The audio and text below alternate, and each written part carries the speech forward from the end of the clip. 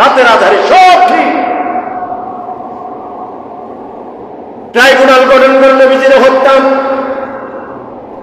70টা family থেকে 70 জন যুবককে মাতাল, উন্মাদ, নেশাখোর, গাঁজাখোর, অন্ধ আনুগত্য যারা করে, যাদের দিন নাই, যাদের ভিতরে কোনো মনুষ্যত্ব নাই, এমন নোংরা খারাপ যুবকদেরকে ডেকে এনে নবীজিকে রাতের বেলা তার বাড়ি ঘেরাও করে ফেলল। রাত্রেবেলা বাড়ি ঘেরাও করে ফেলল।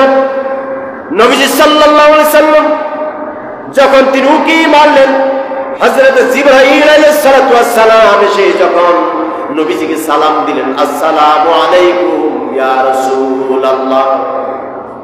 আপনি একটু বাইরে তাকায় দেখেন, আপনি যাদেরকে ভালোবাসেন, পছন্দ করেন, আপনি যাদেরকে মনে করেন এরাই আমার প্রতিবেশী, এরাই আমার বন্ধু, তারা আপনার বিরুদ্ধে ষড়যন্ত্র করেছেন।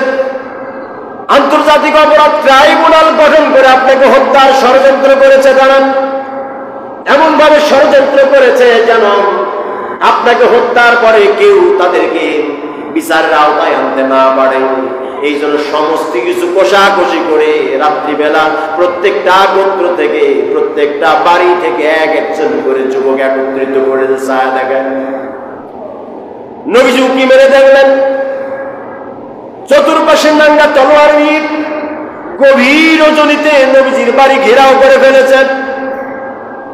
নবীজি সাল্লাল্লাহু আলাইহি সাল্লাম আর দেরি করলেন না, সঙ্গে সঙ্গে হযরত আলীকে ডাক দিয়ে বললেন, আলী রে শোনো, আজকে আমাকে হয়তো চলে যেতে হবে। মহান আল্লাহ তাআলার পক্ষ থেকে অর্ডার হয়ে গেছে, আমার মায়ের দেশ, বাবার দেশ, জন্মস্থানে বুঝি আমি থাকতে পারবো না, আমাকে চলে যেতে হবে। এই জন্য তোমাকে আমি কিছু দায়িত্ব দিয়ে যাব।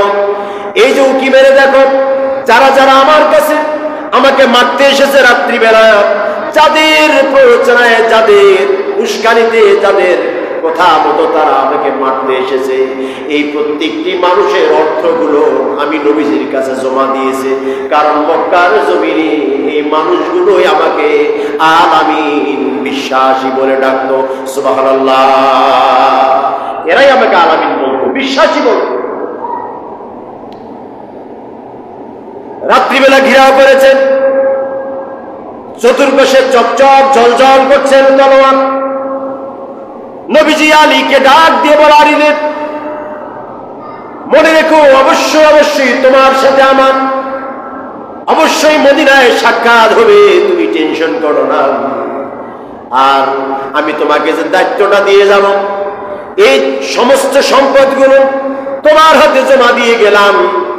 আর এই সম্পদগুলো তুমি যেই মানুষগুলো আমি চলে যাওয়ার পরে আমাকে বুঝতে আসবে, যখন আমি চলে যাব মক্কার চতুর্পাশে খবর ছড়িয়ে পড়বে, ওই সময় সমস্ত মক্কার মানুষগুলো ভাববে আমি টাকা পয়সা হয়তো মেরে দিয়ে চলে গেছি। আজকে সমাজের অবস্থা, দেশের অবস্থা যা চরিত্র হয়ে যায়, কোন নেতার বিরুদ্ধে যদি মামলা হয়, কোন নেতার বিরুদ্ধে যদি কোন অভিযান হয়, দুদক অভিযান হয়, তাহলে দেখবেন নেতা 100% টাকার মধ্যে 90% আগে বিদেশে পাচার করে রাখে। কারো জমানো টাকা হলো, তারপরে বিদেশে পাচার করে রাখে। এরপরে নিজের যাতায়াত ভাড়াটা রাখে যেন আমি কোন রকম পার হয়ে যেতে পারি, ঠিক না? হ্যাঁ, নবীজি সাল্লাল্লাহু আলাইহি ওয়াসাল্লাম তা করলেন না।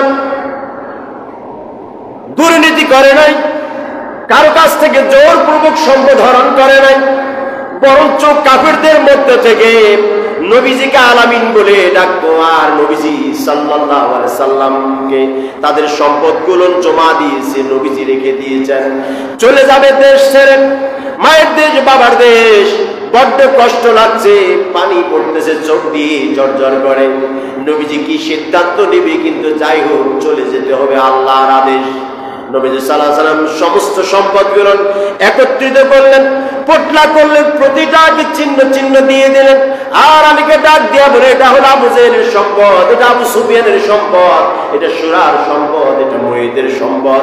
এক